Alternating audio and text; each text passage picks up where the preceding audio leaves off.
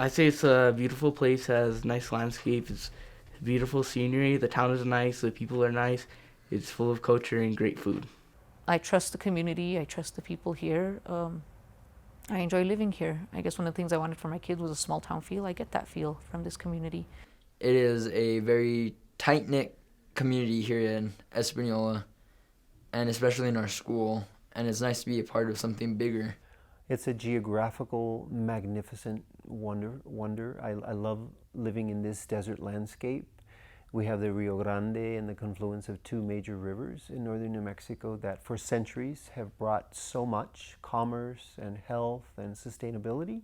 Being from here, I know that there's good people and, they're friendly here, but I think our past from how this community used to be, it used to be seen as like heavy drug community and stuff. We don't graduate good students, that we're misbehaved, that everyone's a delinquent, that everyone's on drugs, that everyone is, any negative connotation you can put on it, they will. It's wrong. I think we're the best kept secret in the state. Clubs I'm in and stuff, they always ask me, oh, like, where are you from? And I'm like, Espanola, and they like have something to say about it. Or like where I work, people asked me, and like I just get like a weird look or a comment. You don't know us until you come to see our school. You don't know us until you see us in action. And we're not the reputation that we have. And we're more than that. And we have a lot more to offer than others think that we do. Once people have experienced the culture, if they are able to go to, Indian dances at the pueblos, if they're able to experience, even at our churches, the, midnight mass or any of the events that they do, which have been done literally for hundreds of years and have a strong cultural bind to the community, it changes their minds. As of late, the complex part of Espanola is that we are layered in, trauma. The people here are strong. They have a really beautiful bloodlines, and we've been through a lot over the centuries. So it's not that hard to sort of empower and sort of build them back up. But they're in a weak place right now because systemically for the last 50, 60 years, there's been some real challenges that have weakened the area. So the true colors aren't really coming through. If you don't know where you come from, you'll have self-identity issues. And that's something that I kind of dealt with when I was growing up. There were sometimes where I didn't know if I was supposed to be Native American or I was supposed to be, a Catholic. And, it can be disturbing at times because, I rely on a lot of prayer. And, it was kind of hard sometimes, or it was hard, to really find my place. Because, I think I'm the type of person that, really feels if you're going to do something, you got to do it 100%, And being that I had this little struggle with this self-identity, I felt like I was in 50-50. So I really couldn't, commit the way I wanted to. But then, I found out that it is okay to be both.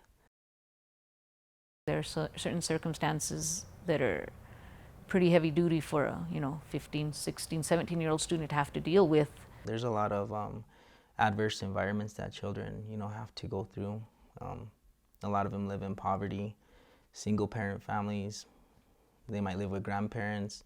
They might go through some domestic violence or witness it. Coming to school, right after school, going to work, after work, starting on my homework, it puts a lot of stress on me. I get maybe 5 hours of sleep. Sometimes I want to leave because, I don't know, things get too hard. And, I get, start giving up. So sometimes I want to, drop out too. But when you come into a community like ours, in a school like ours, that faces so many challenges in regard to poverty and incarceration and all the things that come with those things, you need a school that functions even better than most. And unfortunately, we're not there. Well, honestly, the only adults I have in my life is my parents, which is my mom and my dad. They support me with encouraging me to come to school because they didn't graduate school, and they work really hard So I don't want to let them down by dropping out or anything. I go to school because education leads to a brighter future. You can't show the world what you have to offer from your living room. Like, you have to get out there and, you know, prove yourself worthy, I guess. And I'm here to try and share that same motivation my parents give to me with my friends and try to help them stay on the right path and do good in life. They let me make decisions. They tell me, you know, we're going to be here for you no matter you succeed or you fail.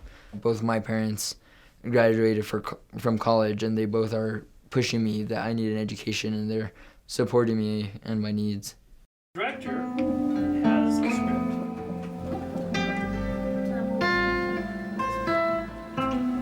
Sci-fi teacher, Mr. Dudgeon.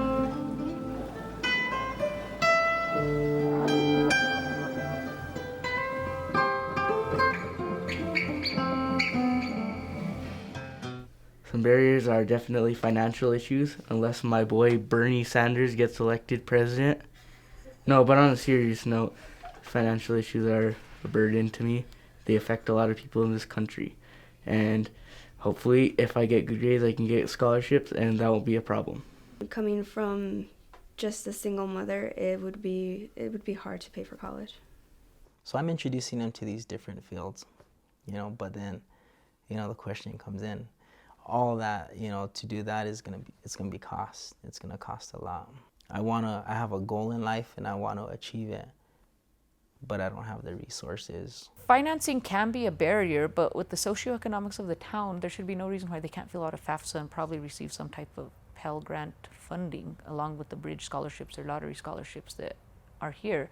You know, our community and most of the kids in our community actually qualify for a significant amount of financial aid. If you're a Native American student, there's scholarships available that the tribe provides. It has to be the whole community telling them, hey, college is necessary. It needs to be the whole community saying, you know, we'll help you financially. It needs to be the whole community saying, we'll help you with your education. We'll help you to go out there and get those scholarships. I don't think access is an issue as much as going back to information. Do they know these things exist? Do they know that they're available? Do they know whether they should be using this thing or this thing? You know, so I think information may be lacking when it comes to the resources. We need to start giving kids who don't have those resources somewhere to go. Maybe mentors or people from the community or just guidance counselors.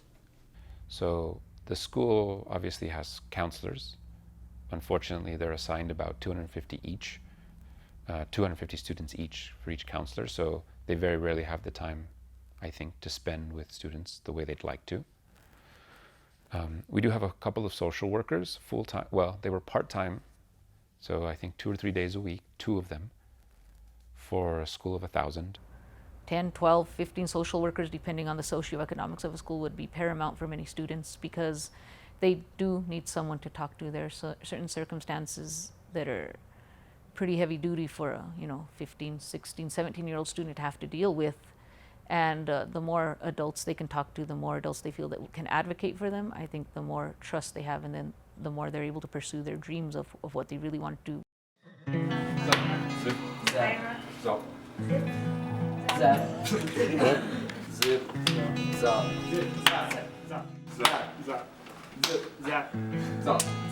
The only thing is that there's not much for us to do out there.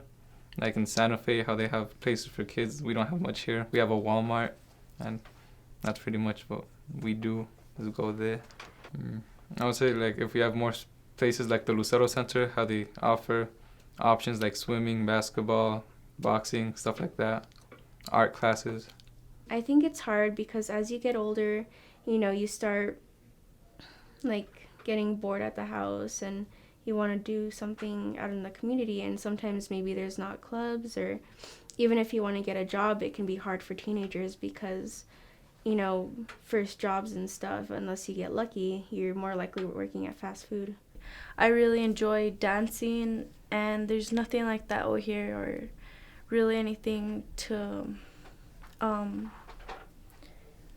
like go to my interests. Like music programs. I like playing the guitar, but there's really nothing out there for me to like practice and stuff. So yeah, I'd prefer music programs. They are often lacking resources. You know, they are often lacking other things to provide the children, you know, other than just focusing on the bare bones academics.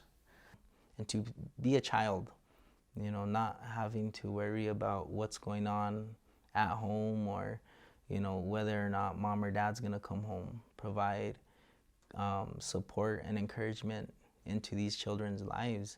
I think it's important that us organizations figure out a way on how to reach them. You know, whether it's going to the high school and giving out flyers, or just a website is so much easier. Kids nowadays, they just, maybe a Facebook page. I don't know, something. I'm just thinking outside the box. Well, again, I think it goes back to, how do I ever know that that kid wants to be a dancer? How do I know that someone is interested in something? Have we asked them? You know, and so I think part of it goes back to, we have to listen to people before we can communicate what's available to them. Because we could say, here are all these great resources, and they might just say to themselves, yeah, but I'm not interested in any of that. You never even asked.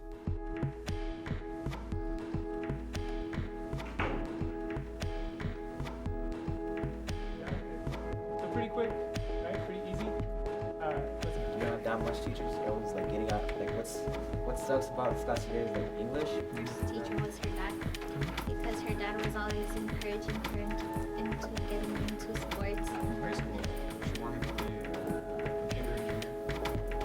Oh. They think all the students in the classroom learn in like the same way, and we don't. So they like focus on one way of learning. The teacher I feel most connected to is probably Miss Strauss, because I've always had such a strong connection with her.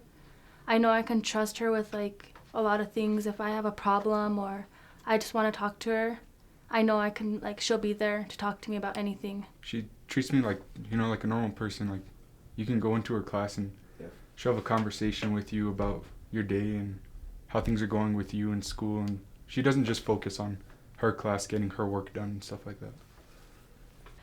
And if a school is welcoming, or they feel that they have an adult advocate for them there, someone that they can turn to, then that makes them want to go to school more than if you're just kind of a face in the crowd and there's no one that really knows your own story, your own personal story. It takes time to build relationships, whether that's between an administrator and a staff, between staff and students and themselves for that matter. For most kids, whether it's in our school or any other, they need that. You know, they need someone beyond their parents, beyond their friends or siblings, who they feel is supportive and can be trusted and they can go to with a particular issue. And I just think teachers need to understand that, and it needs to be explicitly stated. Otherwise, it's very easy to say, yeah, that's not my job. No one told me I have to do that. I've done everything you asked me to do, and now I'm going home. You always try to find some type of personal connection with them, even if it's the fact that you taught their sister 10 years ago, or you know their mom, or something like that. And I think when you find that personal connection to them, they trust you. And when they trust you, they'll take mathematical risks for you when you're teaching the curriculum, because they're not afraid to fail. It's okay to be wrong. He makes it fun, and like we can talk to him. I guess he opened up to us because we saw this video on Ray Bradbury, and it was very emotional and very nice. It was about life. And at the end of the movie, Mr. Dudgeon cried in front of us. So I thought that was pretty cool. Mr. Senna, because most of the time he tells the truth about his experience in school, and it kind of relates with us and how hard everything is. Mr. Montoya, because if I'm ever having a bad day, he'll ask me what's wrong and give me advice to motivate me to keep going and just help me go through the day. For me, I always feel that, you know, it's important to get out in the community and to network, to build relationships with, you know, different agencies, to build relationships with school boards, to build relationships with schools. Because a lot of times they might not know you exist. And, you know, it's all the agencies or the schools that I've talked to, or the school boards, I mean, they all want to help the kids in one way, shape, or form. And so when they find out about, okay, we can get boys and girls club, I mean, they're like, well, how can I help? You know, like, let's sit down and see how we can offer this to more kids. There's no way that one entity can handle thousands of children and families and the myriad of social issues that are interwoven into the barriers to success. You know, it's one thing to have these slogans of excellence, but you got to dig in deep, and you got to bow down and drop ego and really, really lace it up together. You know, funding isn't necessarily the silver bullet, but it's just community involvement and the community understanding what challenges there are and how those challenges can be met. I think most of us agree on most of these things already. Who doesn't want to live in a community with quality schools for their kids? In our community, at least, there are a lot of silos operating. How do you get them all to agree on these things? You have to have conversations. You have to have them get in a room with somebody else who you think even might differ with you, to the point where you understand, okay, maybe we don't see eye to eye on how to do all of this stuff, but we agree that it should be done. The how you do the stuff is almost secondary until we can agree on what is it that we want done. If we can do more of sitting at a table and really laying out what the overlap is, how we can strengthen systems of delivery, wraparound services, continuation of services that really think broadly and thoughtfully on how best to serve humanity, I think we could do amazing things, because all the pieces are here. We don't need a single other more agencies, and I think all the money is here. It's just a lack of communication. I think it all really just starts with us and the younger generation, because, you know, we're the ones that are growing up in this community, and we're the ones that are going to be setting the example. I figure if we help the younger people, eventually it'll change itself.